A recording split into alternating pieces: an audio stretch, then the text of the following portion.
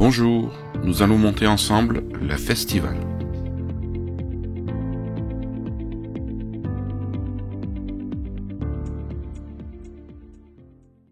Alors, on va monter cette mouche sur un hameçon Gamakatsu C12 FB en numéro 10.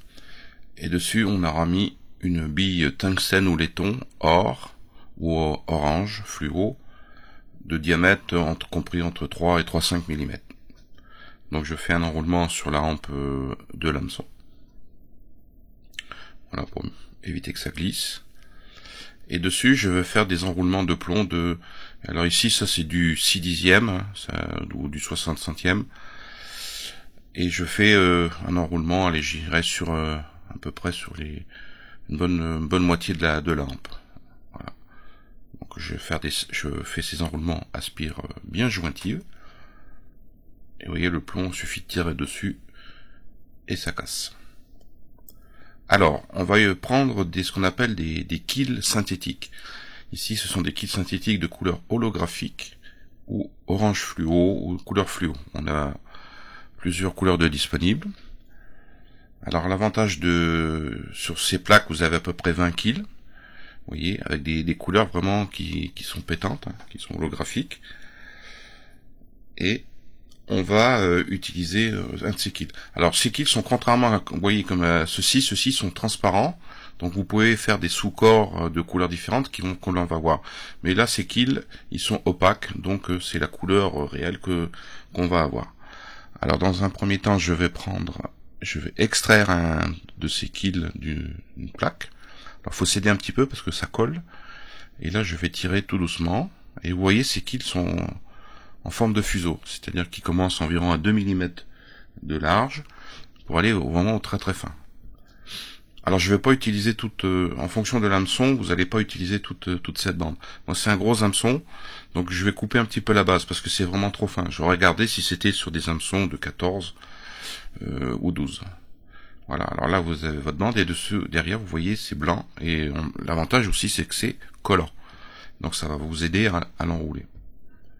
Alors je vais attacher l'extrémité de ce kill synthétique par la partie, je dirais, la plus fine. Et avec le fil de montage, je fais des enroulements pour bien le fixer. Alors, bien fixé, mais pas trop serré, parce que ça peut quand même, je dirais, abîmer votre kill synthétique et il peut se couper. Donc là, il faut y aller un peu doucement. Donc là, je fais 2 demi-clés pour bloquer mon fil de montage. Et je vais prendre une polyfloss fine ou moyenne, de couleur, je dirais, allez, on va prendre un peu dans les mêmes tons que le kill, et je vais faire des enroulements, et ces enroulements, je vais former mon corps, mon sous-corps, sur lequel on va enrouler ce kill synthétique. Donc là, comme c'est une grosse mouche, donc ça va prendre un petit peu de temps, donc je vais accélérer un petit peu tout ça. Alors c'est à vous de bien faire les enroulements pour le faire un petit peu conique et régulier surtout. Faut que ça soit quand même qu'il n'y ait pas trop de bosse, parce que sinon les enroulements du kill sera un petit peu plus difficile. Donc c'est à vous de faire jouer avec la polyfloss, la dévriller et faire les enroulements. Donc là, une fois que j'ai fait mon sous-corps, je prends mon fil de montage et je viens bloquer la polyfloss. Voilà, je fais quelques tours. On passe par derrière et on bloque.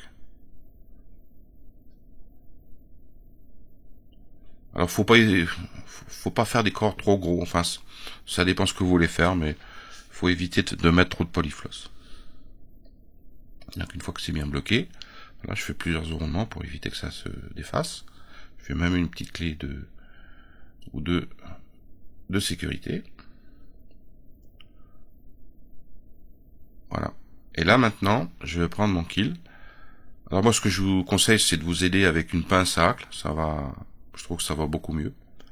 Bien le positionner derrière, vous voyez, de façon à ce que la bande collante va se retrouver sur le sous-corps. Et là on va commencer à faire les enroulements. Alors c'est des kills qui sont, c'est pas, je dirais, évident tout de suite à bien les enrouler, donc il faut y aller tout doucement. Et là, moi, je vais m'aider avec la rotation de mon étau. Comme ça, je vais pouvoir bien surveiller les enroulements tout autour, tout en tournant. Voilà. voyez, il faut bien pousser de façon à ce que la petite bande noire soit bien positionnée juste à côté de l'autre. Voilà. Donc on y va tout doucement. Donc on prend son temps, hein, on n'est pas pressé. Toujours y aller tout doucement. Voilà. Vous voyez, avec ma pince racle, ça m'aide beaucoup. Ça évite aussi de toucher la partie collante. Donc on y va. Alors on va monter, on va y aller pratiquement jusque derrière la bille. Vous voyez ici, là je suis un petit peu court, donc je suis obligé de reprendre avec ma pince racle. Et le fait que ça soit adhésif, ça évite que ça glisse. Voilà, ça c'est un gros avantage. En plus ça fait des jolis corps. Voilà, on arrive et on est presque au bout. Voilà. À ce niveau-là, je reprends le fil de montage et je bloque. Alors faut faire attention, hein, quand même, ces quills synthétiques, ils sont un petit peu épais, donc faut pas avoir peur de bien serrer. Et là on va couper ce qui dépasse, essayer de couper au ras de la bille. Et voilà, avec les enroulements, on va écraser tout ça. Voilà. Donc là, j'ai essayé d'enrouler vraiment au plus près de la bille orange. Donc une fois qu'on a fait ça, on va prendre un petit, un petit crayon noir, un petit feutre noir avec une bille un petit peu fine, et je vais faire une petite bande noire juste sur le dessus. Ça va donner un petit effet plus naturel, je trouve. Alors c'est en fonction des crayons que vous avez, mais faut pas trop en mettre, hein. Il faut y aller vraiment avec parcimonie. Donc voilà, là j'essaye de bien frotter.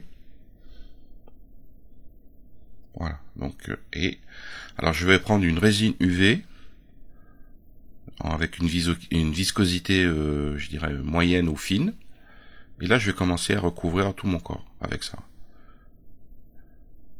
Voilà, on y va tout doucement. Alors ce que je vous conseille, voilà, ici c'est une résine UV de chez Solarez avec un petit tube métallique qui permet vraiment d'appliquer, je dirais, parfaitement la résine partout. Pas besoin de pinceau, c'est simplement en frottant le corps. Voilà, je suis arrivé.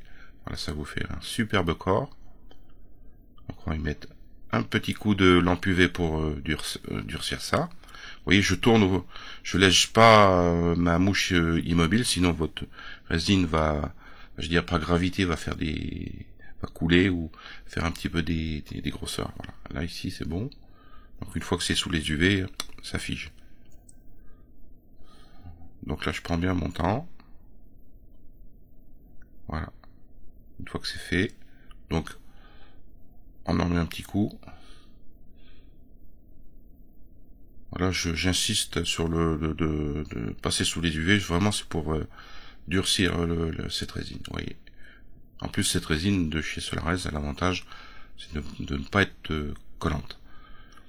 Voilà, c'est fini.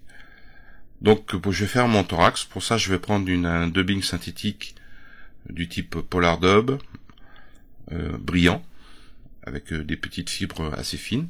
Donc je vais faire deux mèches, une mèche un petit peu plus normale, et une mèche beaucoup plus fine parce que je vais le faire en deux fois. Je dirais qu'on va, pour faire la collerette, je vais en faire une collerette avec ce qu'on appelle un coup de coque, une plume de coup de coque. Alors pour l'instant, je vais d'abord faire la première partie de mon thorax. Je vais attacher le dubbing synthétique. Je l'enroule autour du fil de montage et je fais les enroulements. Voilà. Et là, après, je vais mettre ma plume juste après. Voilà. Alors je conseille de faire avec un coup de coque teinté noir ou noir naturel. Donc il faut choisir en fonction de la taille de hameçon que vous allez et de la grosseur de la collerette que vous allez faire. Donc généralement vous allez utiliser les plumes qui sont assez larges. Donc moi je débarrasse la base qui est un peu duveteuse, j'enlève des fibres et je coupe pour faire une petite ergot qui va me servir à attacher la plume. Voilà. Alors là ici mon petit ergot est un tout petit peu trop grand, donc je vais couper. Voilà. Sinon je vais être gêné par la bille. J'attache bien, alors là bien serré pour éviter que ça se défasse. et vous enroulez. Vous faites allez, vous allez faire 2-3 tours. Voilà, essayez de bien faire ça propre. Donc là, allez, encore un tour et ça sera bon. Et je bloque avec le fil de montage. Toujours bien serré, parce que là on est vraiment, c'est assez serré. Voilà, une fois que ma plume est bien calée, je dirais bien attachée, je coupe l'excédent. Et pour finir la mouche, je vais, vous voyez, encore un petit espace entre le hacle et la bille. Donc je vais boucher ça avec un petit peu de dubbing synthétique. Voilà. Donc on va mettre une autre petite mèche. Alors là, il en faut très peu parce qu'on a, oui, entre le hacle et la bille, il y a très peu d'espace. C'est uniquement pour une histoire de finition. Et aussi, avec ce dubbing, en enroulant, on va commencer peut-être à rabattre un petit peu les fibres de la plume vers l'arrière. Voilà. Faut en mettre très peu.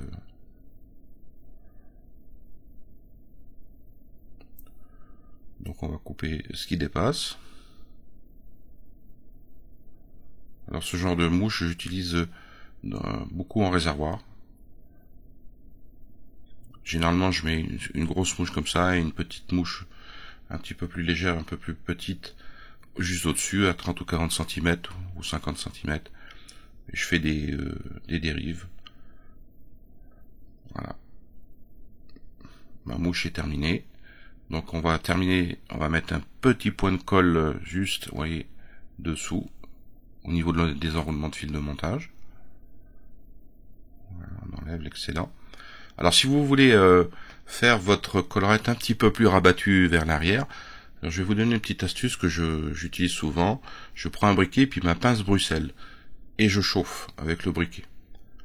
Alors, faut un petit peu d'exercice pour que votre pince Bruxelles ne soit pas trop chaude ou pas assez ou trop froide.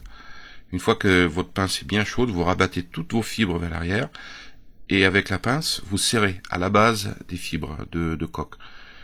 C'est comme pour les cheveux. Et vous voyez, ça, comme c'est très chaud, ben ça les laisse dans la position que vous les mettez. Voilà. Votre mouche est terminée. Maintenant, il ne vous reste plus qu'à faire différentes couleurs. Et à la prochaine fois.